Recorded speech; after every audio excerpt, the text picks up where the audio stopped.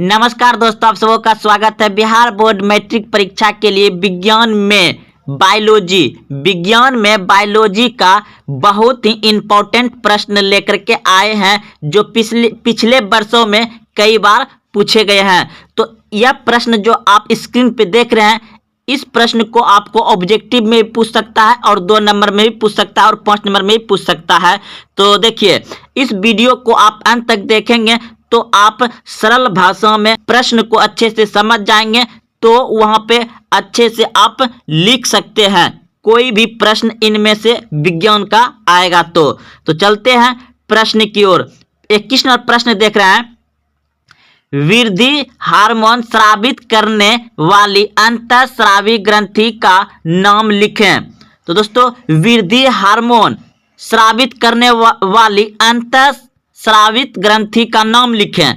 तो जितने भी मानव शरीर में अंतःस्रावी ग्रंथि है उसका नाम लिख देंगे। अगला प्रश्न है, या एक का भी नाम लिखेगा तो चल जाएगा दोस्तों।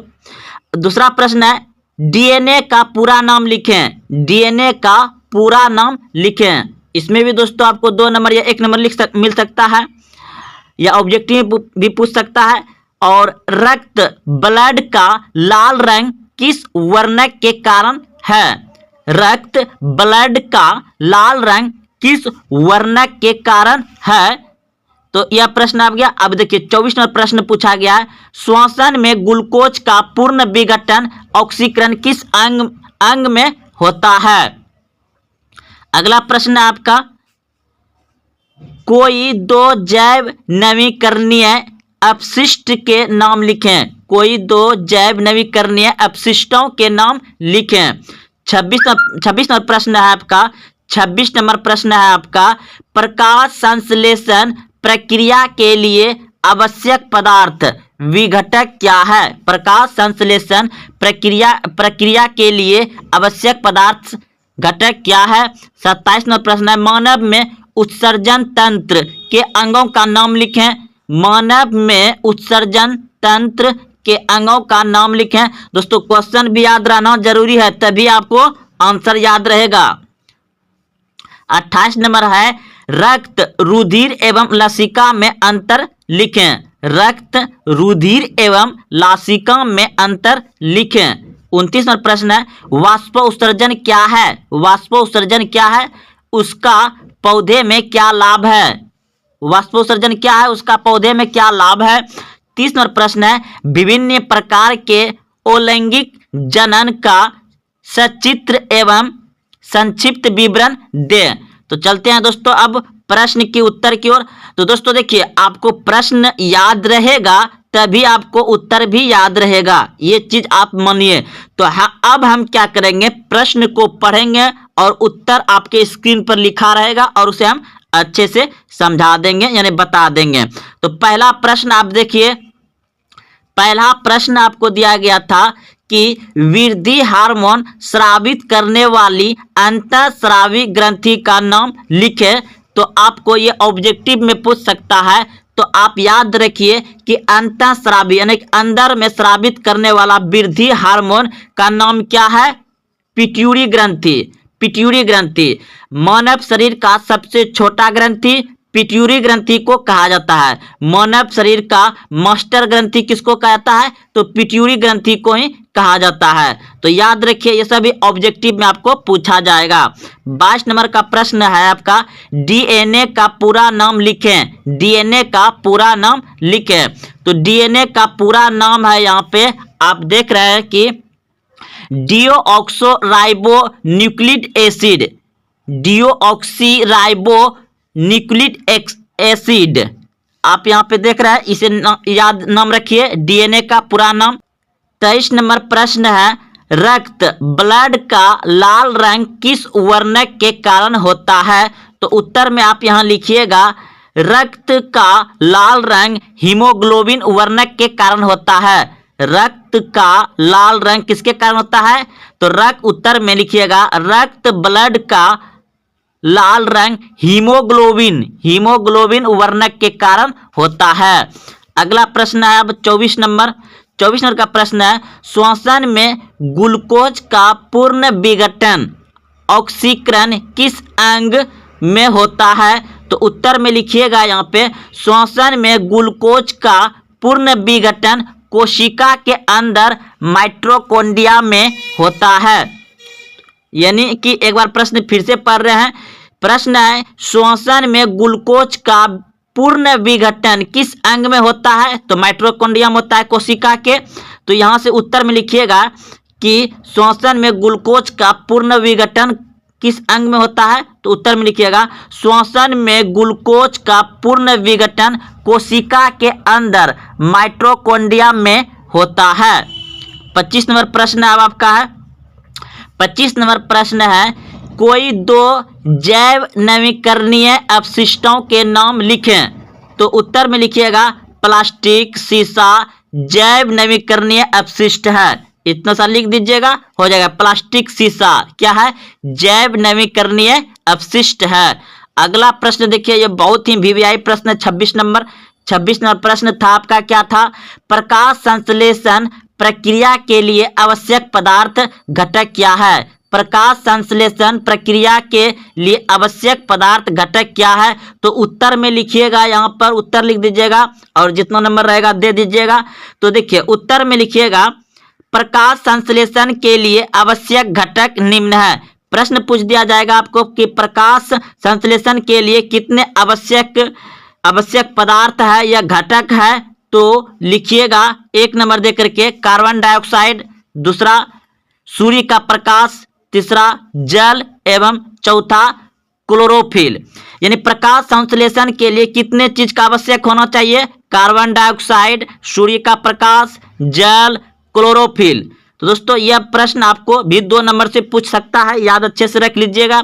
उत्तर में देख लिए कैसे लिखिएगा। प्रकाश संश्लेषण के लिए आवश्यक घटक निम्न है, निम्न मतलब नीचे आ जाएगा। तो 1 नंबर दे करके कार्बन डाइऑक्साइड, दूसरा सूर्य का प्रकाश, कोई भी याद हो जाए इस चारों में से, जल एवं क्लोरोफिल। आप उल्टा पुल्टा भी लिख सकते हैं, कोई दिक्कत ना है। अगला प्रश्न है 27 नंबर प्रश्न था आपका कि मानव में उत्सर्जन तंत्र के अंग का नाम लिखें। मानव में उत्सर्जन तंत्र का नाम लिखें। तो यह भी तो क्वेश्चन बहुत ही इंपॉर्टेंट है, कई बार पूछे गए हैं। तो उत्तर में लिखिएगा कि मानव में उत्सर्जन तंत्र के अंग का नाम। तो लिखिएगा पहला नंबर वृक्क, दूसरा नंबर मूत्रवाहिनी, तीसरा नंबर मूत्राशय एवं मूत्रमार्ग। ये तीनों क्या है? मनुष्य के उत्सर्जन तंत्र के अंग का नाम है। तो प्रश्न आपका क्या था? प्रश्न को भी याद रखना बहुत जरूरी है, तभी आपको आंसर भी याद रहेगा। मानव में उत्सर्जन तंत्र के अंगों का नाम लिखें। तो उत्सर्जन तंत्र वृक्क, मूत्रवाहिनी, मूत्राशय एवं मूत्रमार्ग, ये चारों यहाँ पे दिखाई दे रहा है दोस्तों। आप इसे अच्छे से याद कर लीजिए। और ये रहा आपका इंपॉर्टेंट क्वेश्चन, बहुत ही अच्छा प्रश्न, ये बहुत बार पूछा गया है। प्रश्न है 28 नंबर रुधिर, रक्त एवं लसिका में अंतर लिखें। तो रुधिर यानी रक्त एवं लसिका में अंतर लिखें। तो उत्तर में लिखिएगा रक्त एवं लसिका में अंतर निम्न है। तो एक तरफ लिख दीजिएगा रक्त ब्लड यानी रुधिर, दूसरा तरफ लिख दीजिएगा लसिका। तो अब रक्त में लिखिएगा रक्त लाल रंग का होता है, रक्त लाल रंग का होता है।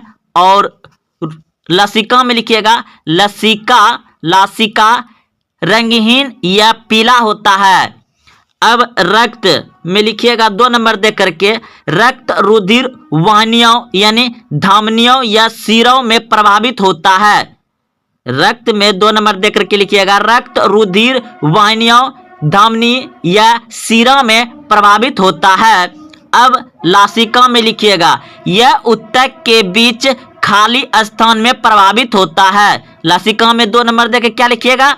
यह ऊतक के बीच खाली स्थानों में प्रभावित होता, प्रवाहित यानी कि बहना, प्रवाहित होता है। और 3 नंबर में लिखिएगा रक्त में, 3 नंबर में रक्त में लिखिएगा इसका प्रभाव शरीर में द्विदेशीय होता है। इसका प्रभाव शरीर में द्विदेशीय होता है, यानी दो तरफ होता होगा। और लसिका क्या होता है, इसका प्रभाव एक देशीय होता है, यानी कि ये एक ही दिशा में चलते रहता है। तो दोस्तों आप लोग 29 नंबर 27 नंबर समझ गए, 28 नंबर भी प्रश्न को अच्छे समझ गए। अब 29 नंबर प्रश्न था आपका, 29 नंबर प्रश्न था वाष्प उत्सर्जन क्या है, इसका पौधे में क्या लाभ है। तो उत्तर में लिखिएगा वाष्प उत्सर्जन क्या है, इसका पौधे में क्या लाभ है। तो उत्तर में लिखिएगा आप, यहाँ पे उत्तर लिखिएगा और प्रश्न को नंबर लिखिएगा। पौधे के वलीय यानी कि देखिए, अगर यदि आप पेड़ काटा हुआ देखे होंगे गोल सा, तो इसमें इस तरह का क्या होता है, गोल होता है दोस्तों, इस तरह सा गोल गोल रहता है। तो इसी भागों में आप अगर पेड़ को कटे हुए देखेंगे तो ये गोल गोल होता है, और इसी को गिन कर पेड़ की आयु भी ज्ञात किया जाता है। तो आप इसी को समझिए, इसका मतलब यही हुआ। तो पौधे के वलीय भागों जल का रंध्र द्वारा वाष्प के रूप में निष्कासन की प्रक्रिया को वाष्पोत्सर्जन कहते हैं। यह क्रिया पौधे में जल एवं खनिज लवण को अवशोषित करने में मदद करता है। वाष्पोत्सर्जन के कारण पौधे में ताप एवं जल का संतुलन बना रहता है। यह गैसों के आदान प्रदान में भी मदद करता है। तो दोस्तों आप लोग अच्छे से समझ गए होंगे कि वाष्पोत्सर्जन क्या है, यह भी आपको 2 नंबर से पूछे जाएंगे। अगला अब 30 नंबर प्रश्न है। 30 नंबर प्रश्न था विभिन्न प्रकार के लैंगिक जनन का सचित्र एवं संक्षिप्त विवरण दें। तो उत्तर में आप यहाँ पे लिखिएगा जीवों में लैंगिक जनन निम्नलिखित कई विधियों द्वारा संपन्न होता है। तो पहला होता है विखंडन, दूसरा होता है विखंडन और दूसरा होता है द्विखंडन। विखंडन और द्विखंडन, विखंडन ये 2 तरह के होते हैं, विखंडन भी 2 तरह के होते हैं। और द्विखंडन वैसे विभाजन जिसके द्वारा एक विशिष्ट से खंडित होकर 2 का निर्माण होता है, उसे विखंडन कहते हैं। जैसे अमीमा, जैसे जीवाणु अमीमा। और अगला देखिए यहाँ पे इसका फिकर भी मतलब चित्र भी बनाया गया है दोस्तों, आप समझ सकते हैं। अब देखिए ये अमीमा में द्विविभाजन, तो ये होता है बहुखंडन। वैसे विभाजन जिसमें एक कोशिका जीव एक साथ अनेक संतृप्त कोशिकाओं में विभाजित होता है, उसे बहुखंडन कहते हैं। जैसे प्लेजोमीडियम, कुछ शैवाल।